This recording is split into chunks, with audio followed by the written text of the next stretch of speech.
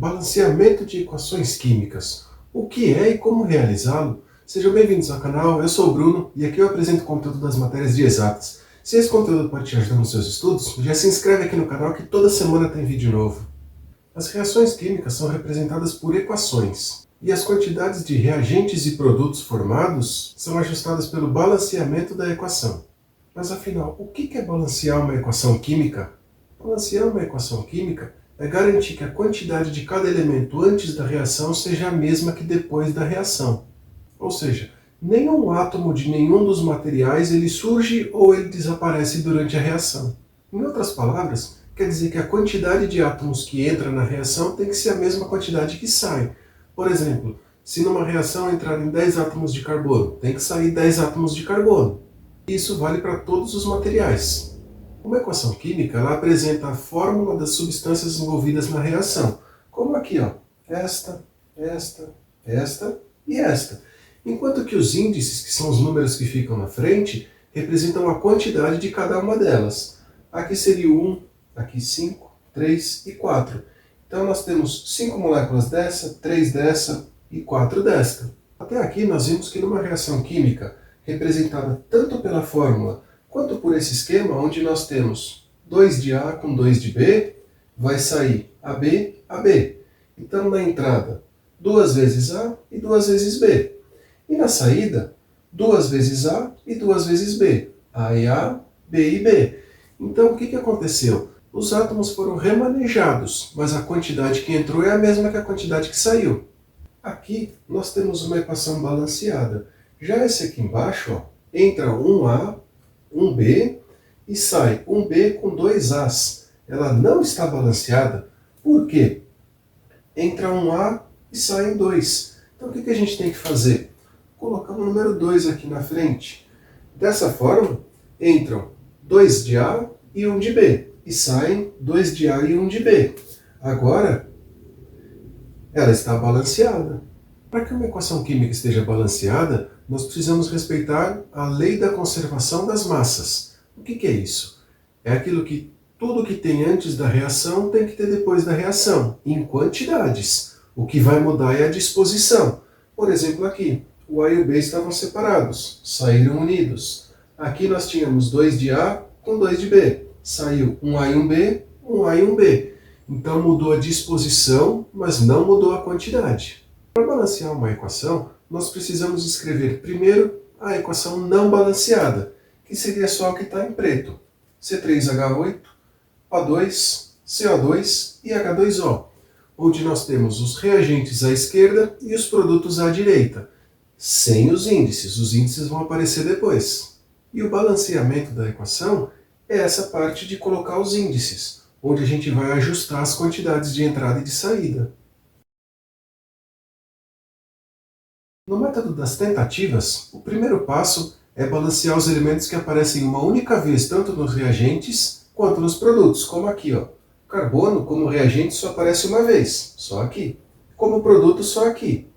E o hidrogênio só aparece uma vez nos reagentes e uma vez nos produtos.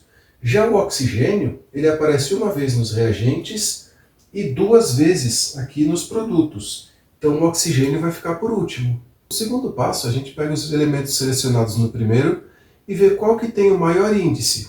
Ó, o carbono aparece 3 vezes aqui, com mais uma aqui, sem considerar o vermelho que a gente ainda não tem.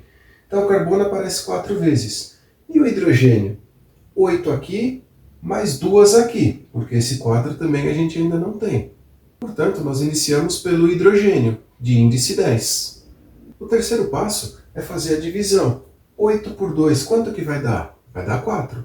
Por isso que a gente tem esse número 4 aqui. Com esse índice 4, o hidrogênio já está balanceado. Legal, agora a gente vai para o próximo, que é o carbono. O carbono aparece 3 vezes aqui e uma vez aqui. Bom, 3 dividido por 1 dá 3. Já temos o índice daqui também. Com esse índice 3, o carbono está balanceado também. Então falta só o oxigênio. E o que a gente tem de oxigênio? 2 na entrada, porque esse 5 ainda não existe. E aqui na saída, 3 vezes 2 são 6. 4 vezes 1 são 4. Então 6 mais 4, 10. Se nós temos 2 aqui, 10 dividido por 2 dá 5. Daí a gente tira esse índice 5 aqui. Agora a equação está balanceada. Vamos ver um exemplo de balanceamento pelo método das tentativas? Bom, aqui a gente pode ver que entram 2 alumínios e sai um só. Então o que a gente tem que fazer? Colocar o índice 2 aqui. Bom, 2 alumínios, 2 alumínios. Maravilha, está balanceado. Agora vamos ver o cloro. Tem 3 vezes 2, então está saindo 6 cloros, mas está entrando um só. Então o que a gente tem que fazer? Por 6 aqui. Alumínio está balanceado. 6 cloros, 2 vezes 3, 6 cloros. Maravilha. Agora vamos ver o oxigênio. Está entrando 3 oxigênios e saindo um só. Então a gente coloca o índice 3 aqui. 3 vezes 1, 3. E aqui já são 3. Perfeito, está balanceado também. Por fim, vamos ver o hidrogênio. Está entrando 6 hidrogênios aqui e saindo 3 vezes 2, 6 hidrogênios. Agora essa equação está balanceada. Nesse exemplo, primeiro a gente pode ver que entra um bário e sai um bário. Maravilha, já está balanceado. Depois, nitrogênio. Entra um e sai 2. Por quê? Tem 2 vezes o NO3. Então, se está entrando 1, saindo 2, a gente precisa colocar 2 na entrada. Então, o bário está balanceado, o nitrogênio agora tem 2 e 2. Maravilha, balanceado também. E o hidrogênio? Tem 2 hidrogênios aqui, 2 hidrogênios aqui. Perfeito, balanceado. Por último, vamos ver o oxigênio.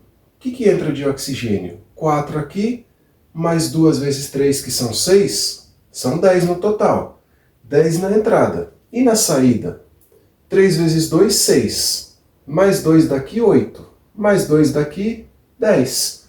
Então, está balanceado. Só precisou colocar 2 dessas.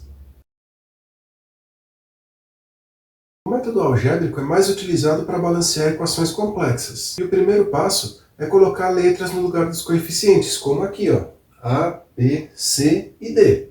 O segundo passo é nós separarmos cada elemento químico multiplicando o número pela letra, como aqui, ó, o carbono. 3 vezes A, está aqui 3A. E que mais? 1 vezes C, está aqui o C. E o hidrogênio? 8 vezes A, está aqui. Deste lado, 2 vezes D, está aqui. Agora o oxigênio, 2 vezes B, está aqui. E agora, 2 vezes C, mais 1 vez D.